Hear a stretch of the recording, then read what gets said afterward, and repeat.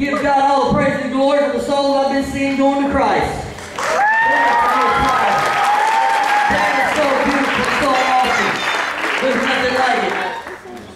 The thing is, I wanted to get on the area when I was growing up in life. The thing is my dad, my mom and dad didn't raise me the best way they knew how. But the thing is, my mom and dad didn't know Jesus. They didn't have a relationship with the Lord. So therefore, the life that they lived is brought down from generation to generation, handed down. And then marriages like that.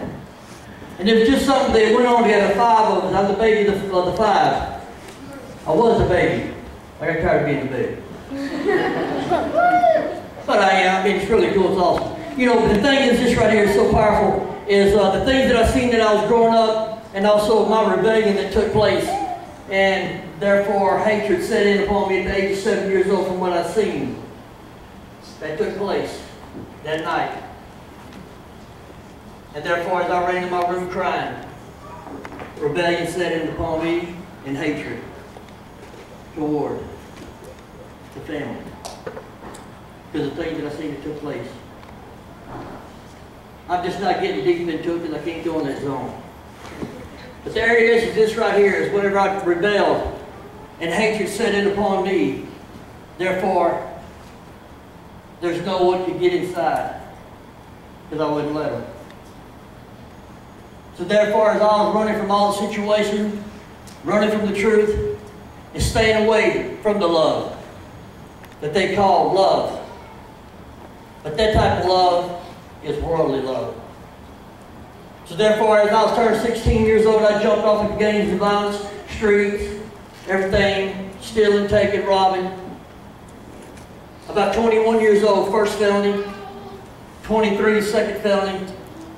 24 years old, third time habitual criminal. Because of where I was headed and the things that I was doing. My grandma was always trying to tell me, Mike, slow down and come listen to me.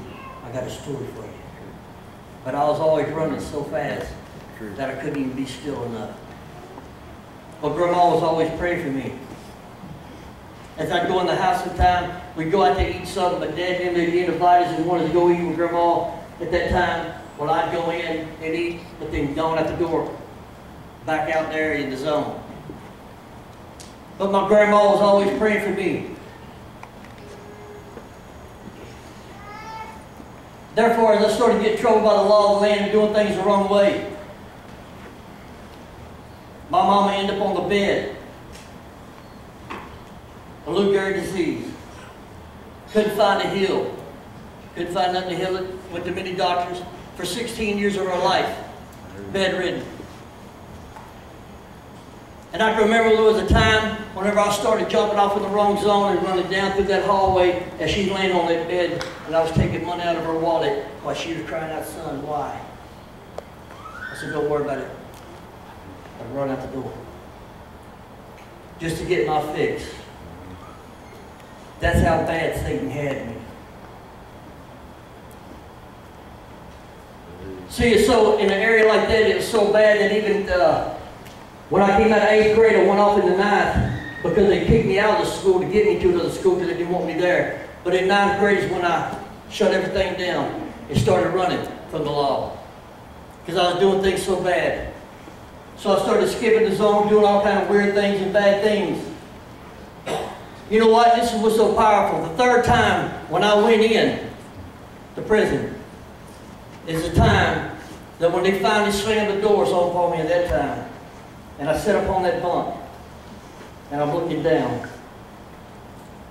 And they had a guy that came to that cell.